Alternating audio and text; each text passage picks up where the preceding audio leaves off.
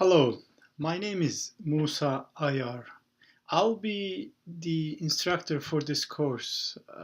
Let me first introduce myself a little bit. I got my PhD in economics from University of Texas at Austin. I was teaching assistant and I did some RA-ship research assistantship too back in grad school. I did research primarily in the areas of marketing, pricing, advertising, especially new companies when they are launching their products. How should they approach the whole process? But primarily, I did research in the area of, as a specific industry, in the area of pharmaceutical industries and new drug introductions. Well, I got also postdoc from Canada, University of Western Ontario in London, Ontario. And I joined the colleges 5 years ago. And I'm an assistant professor of economics and business with UW colleges. Now, about our course overall, well, this is a microeconomics course.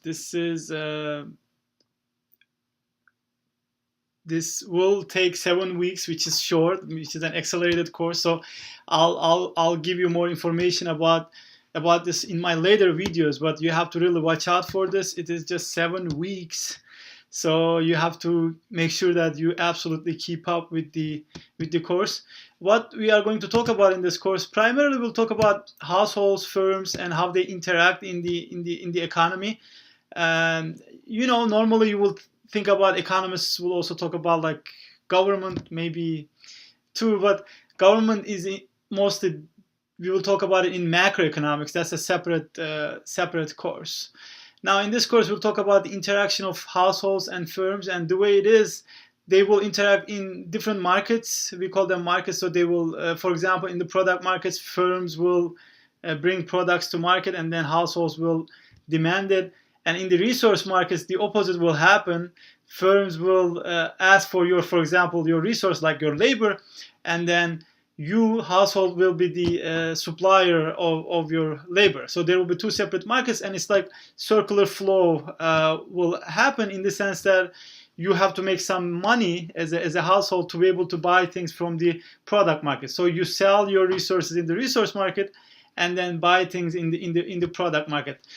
Now, also, to be able to describe these markets, we'll talk about how households operate and what they try to do, like they maximize their utilities or their standard of living.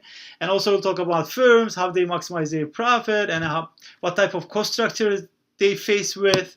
And depending on the market structure, sometimes there was just one firm, like a monopoly. Of course, then you have a lot of control in the market, like you can set the price.